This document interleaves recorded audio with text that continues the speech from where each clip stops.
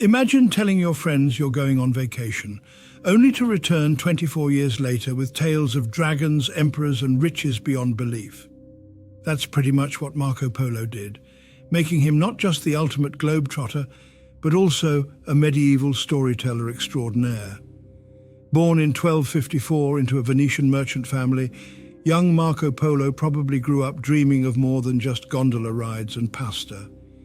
In 1271, at the ripe age of 17, he set off with his father Niccolò and uncle Maffeo on what would become the most epic road trip ever.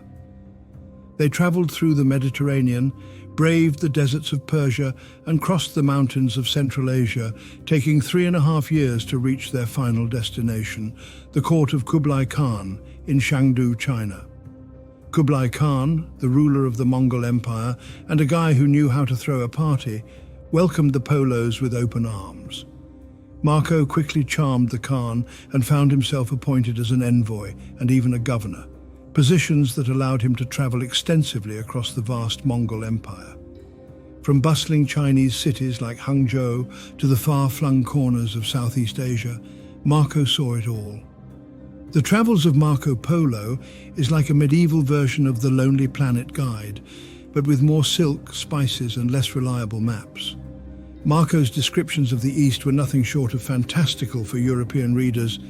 He marveled at the grandeur of Kublai Khan's court, the sophisticated infrastructure of the Yuan dynasty, and the exotic wildlife, including what he described as unicorns, actually rhinoceroses. His account detailed the use of paper money, an advanced postal system, and a thriving trade network. The tales of immense wealth, bustling markets, and advanced technologies made European merchants salivate and explorers eager to follow in his footsteps. In 1295, after nearly a quarter century of adventure, the Polos finally returned to Venice. They brought back not just riches, but also incredible stories that were met with both awe and skepticism. Imagine returning to your hometown and telling folks you just had dinner with an emperor who controls half the world. They'd probably think you've had too much Venetian wine. Marco's fortunes took another twist when he was captured during a war between Venice and Genoa. While imprisoned, he recounted his travels to a fellow inmate, Rustichello da Pisa.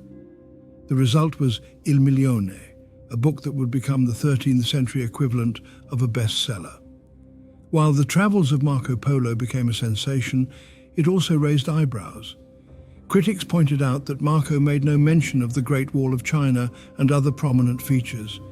Some wondered if he had indeed seen everything he claimed, or if he was spinning tall tales for his audience. Despite the skeptics, much of Marco's account aligns with what we know from other sources. His detailed descriptions of the political and economic systems under the Mongol rule provided invaluable insights into a world that was largely unknown to Europeans. Thank you kindly for watching.